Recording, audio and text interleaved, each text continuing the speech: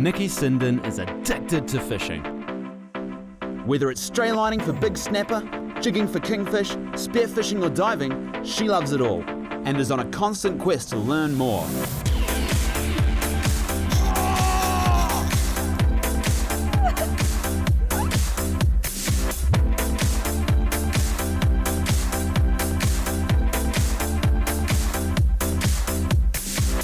Join her each week as she road trips around the country, tracking down New Zealand's local fishing legends as they share their stories, tapping into their local knowledge and showcasing their tips, tricks and techniques.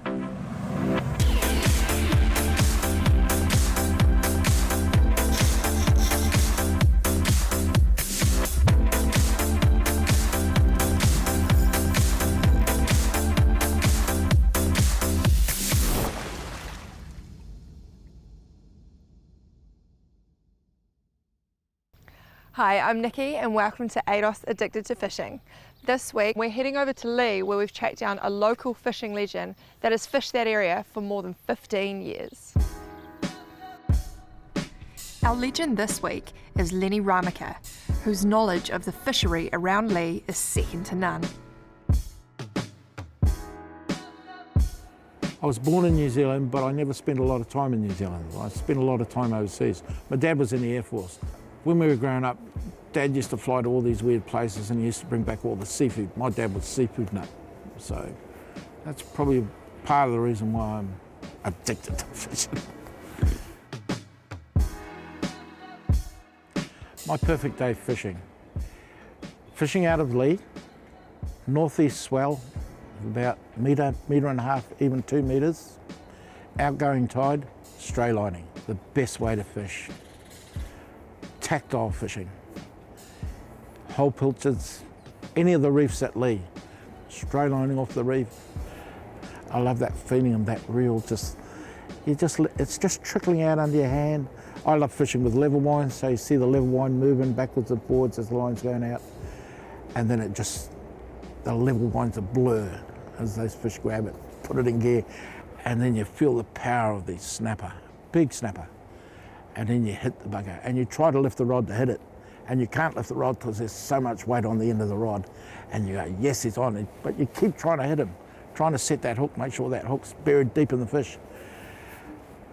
And then the playing of it, the feeling of the power of those big snapper, love it, just absolutely love it. So that's my favourite day.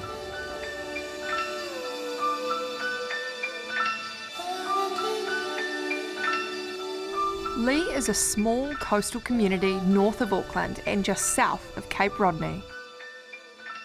The sheltered harbour makes it easy for us to launch this davy craft and provides access to fantastic fishing opportunities, both inshore and offshore. The area also has amazing diving and snorkeling, with the Goat Island Marine Reserve just around the corner.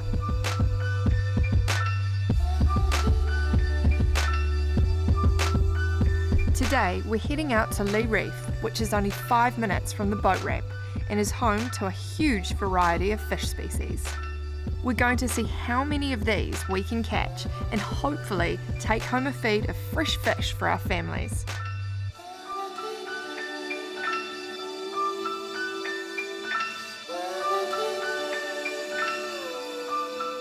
So we just pulled up to this spot.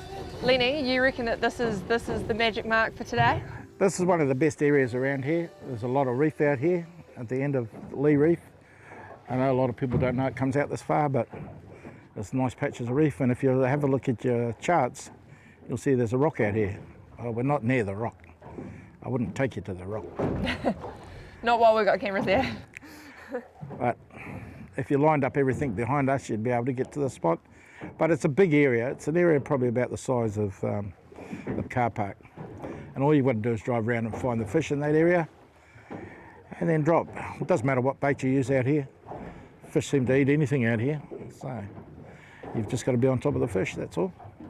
Cool, so we've just used the Furuno sounder to find the fish, and it tells us that on the bottom here there's some sand and a little bit of gravel. Yep. We know that gravel attracts Cherokee, so we're quite likely to catch that. And Yeah, we could catch anything today. But bit of a supermarket out here, I suppose. Well, fingers crossed, legs crossed, eyes crossed, Everything checks crossed. Sweet, let's get our lines in the water and see what we can pull up. Cool. So you've instructed us to use braid today rather than mono. Deep water out here. I came out here with a family, the Rogers family. They all had braid. I thought I was a good fisherman with nylon. They thrashed me 50 to 1. So since then I've been a convert of the braid, Yeah. especially for this style of fishing. When you straight line with a small sinker, when you feel your sinker touch the bottom, you wind up a bit and then let it out again. What it does, it just hops along the bottom like this. And in that hopping action, something will find it and smash it. Coming up, we get into some action and the reel starts screaming.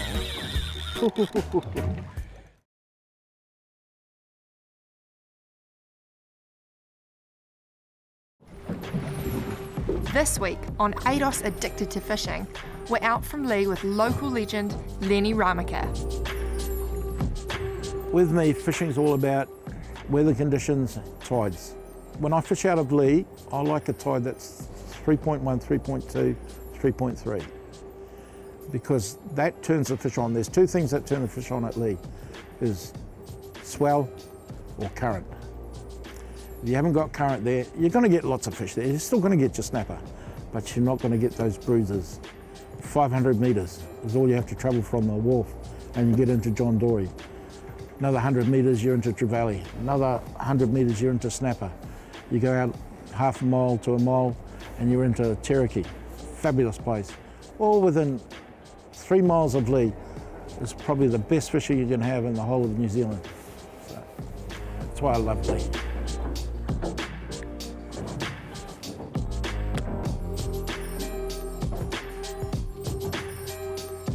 Ooh. Yeah, now hit the basket. Yeah. Yes, Now we've got him. Good girl. Let our lines down, and I was actually retrieving my line. I was going to put some more weight on. I'm only using a 1/2 ounce sinker, and I was going to upgrade a little bit, but then started getting a few nibbles. You don't need to strike with these hooks because they're recurved. So, oh, we've got a Kawhai. What is it? Pretty sure it's a Kawhai. Yep.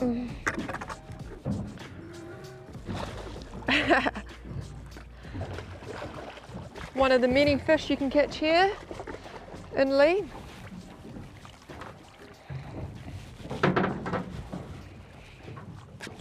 Nice size Kawhai there for you. Very tasty. Chuck it in your smoker, chuck it on the barbecue. Very tasty fish. Can't help the Kawhai.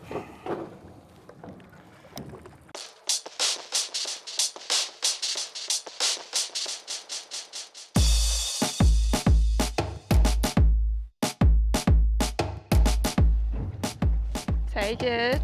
I can feel something nibbling on my line. Feels like quite an aggressive bite, which generally means that it's going to be a Kawhai rather than a snapper. I'm not going to strike though because we've got recurved hooks. They hook themselves with these particular hooks. Yes, good girl.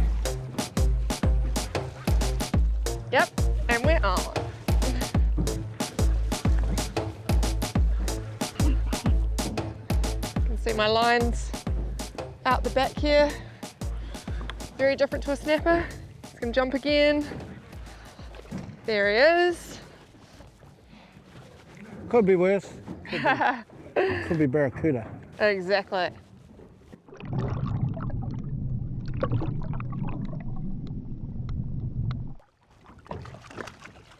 Check him out. Such powerful fish. Very, very strong. Ooh. Ouchies. Can't feel very nice. We're straylining with lightly weighted baits and slowly drifting them back down current and onto the reef. During the summer, reefs like this are covered in feeding Kawhai and Trevally, and it can sometimes be hard getting your baits past them and down to the snapper. Trevally. I'll just swim his head into the net. Very nice. I'll swim his head into the net. Okay. You put the Sweet trevally. So there are other fish here. There are. Is this the normal size for trevally around here? You normally catch? Yes, the biggest one we caught from here is 7 kilos, so 7 kilos. from this mark here. What's your favourite way to eat trevally, Leigh? Raw fish. Japanese sashimi style, Sashimi. but with the Korean hot sauce. Yum. Oh, there's one thing about Kawhai that you've got to know. In its slime, it's got a property called histamine. And if you don't slurry it, the histamine becomes active.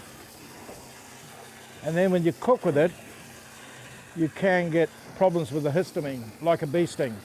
Makes your puffin blows you up. So the best thing to do to get rid of the histamine is to slurry the fish. Done. Beautiful. The slurry totally surrounds your catch and keeps it in the best possible condition until you reach the shore. Tackle tips and tactics brought to you by Hunting and Fishing.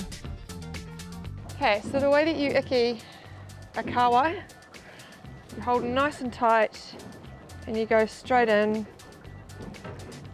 through the head. And then we're going to bleed him so that the tasty white flesh stays nice and tasty.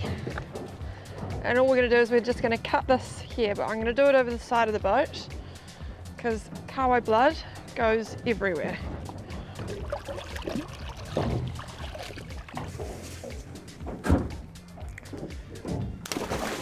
For all your fishing needs, head down to your local hunting and fishing store. Coming up, the current starts to run and so do the fish. Oh, angry. Oh, what's that noise? Is that the reel going the wrong way?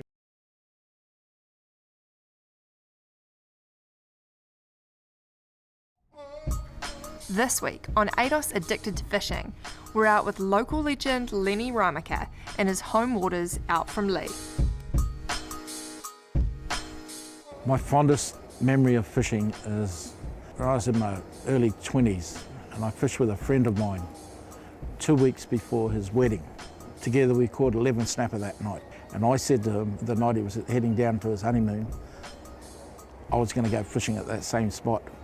And he came back 300 miles to see if I was fishing that night. And his new bride was in the car with him and she was spewing. So that's probably my favourite time. Oh, angry. Oh, what's that noise? Is that the reel going the wrong way? Oh, shocking. Did you lose him, Lenny? Oh, too busy showing off. What do you reckon that might have been? Well, you don't normally drop kawhai and you don't drop stingrays. Without jinxing it, I think this might be a snapper. And I've got a nice snapper.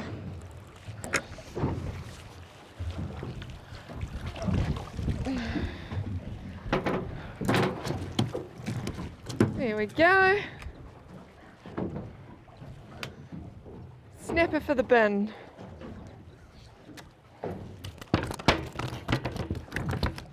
So Len, when I pull up a fish and it's part of its stomach comes up like that, what does that mean? That's because its air bladder's expanded inside the fish, this part here. So it's pushed all its guts one way or the other, either out its bum or out the mouth. So poking a hole in that means nothing because that's not its air bladder, that's its stomach. So a lot of people think, oh, and dropping it down and it swims out of sight, out of mind. Don't be afraid to try different rigs when you're out on the water, as you never know what will work best on the day. While Lenny is straylining, I'm going to try another rig to see what other species we can catch. So what I'm going to do here, we got little 5-burrow recurve hooks. Just going to put it in here. I can feel that there's a bone down the centre line of the fish. We're just going to go on that side. Hook it like that so it's exposed. do the same with this one here. Got little cubes. Perfect size for these hooks. I reckon there might be some trevally down there. I'm gonna drop this straight down. We've got a nice big sinker. Got an 8-bar O, which is gonna take us straight down to the bottom. Gonna let it out. As soon as I feel it hit the bottom, we're gonna stop. We can see heaps and heaps of fish on the sounder there.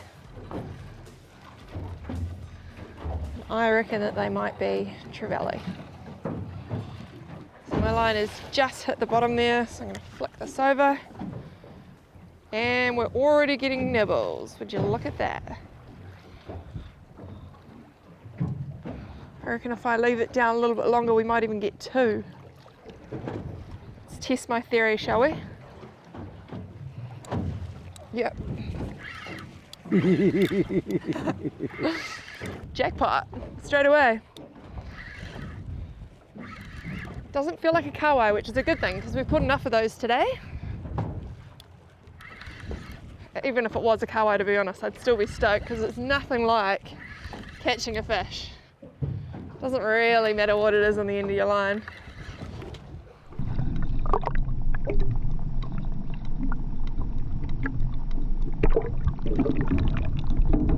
Nice.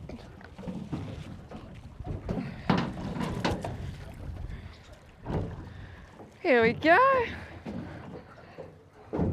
Oh, look at that. Just on its lip there. What a stunning fish.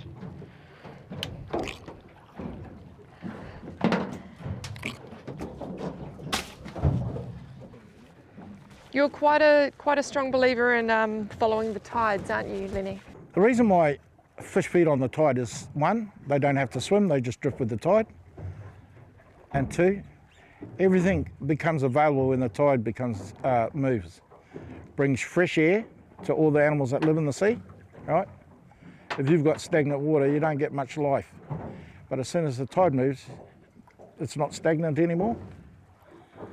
So there's fresh oxygen and there's fresh food that's been brought to the animals that live on the bottom. So when they'll open up when the tide's running. The mussels will, the cockles will. Every animal down there becomes available when the tide moves because the tide brings them food. So if they become available, then the fish start to feed. That's just the basic law of nature.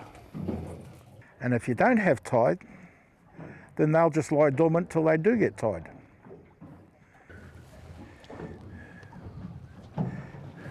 Oh yeah. Oh, you're a trouble girl. Oh. Oh, bad luck. Still got it? I'm not sure. Damn it. What was that? Air to brute. That was a good fish. That was a good fish. Okay.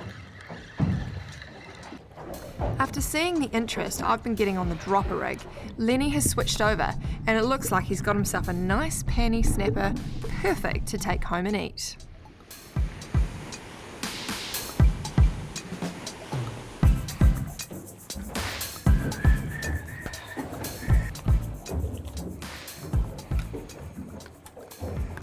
All stations go, Len. Yeah, well, should have used the dropper rig right from the start. It's been a great morning on the water today, with flat seas and our baits being smashed as soon as they hit the bottom. But now the tide has slowed, so we're having one last drop before we can call it a day. And once again, I'm straight into another fish.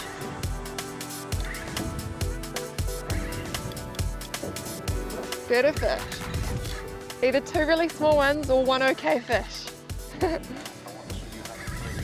the fishing today has just been crazy. There's just birds and Kawhai everywhere all over the surface, chasing the bait fish. We've got trevally in the bin, we've got snapper, Kawhai. I mean, you come out here to get a feed for you and your friends and family. Nothing beats fishing in New Zealand. It's actually a really big trevally. It's Massive. Woohoo! Awesome. Wow. This here is a donkey. A legal size for taking one of these fish, Trevally, is actually 25 centimetres, and this is about 60 centimetres. So it's more than double the legal limit. So pretty stoked, not gonna lie. Good fish.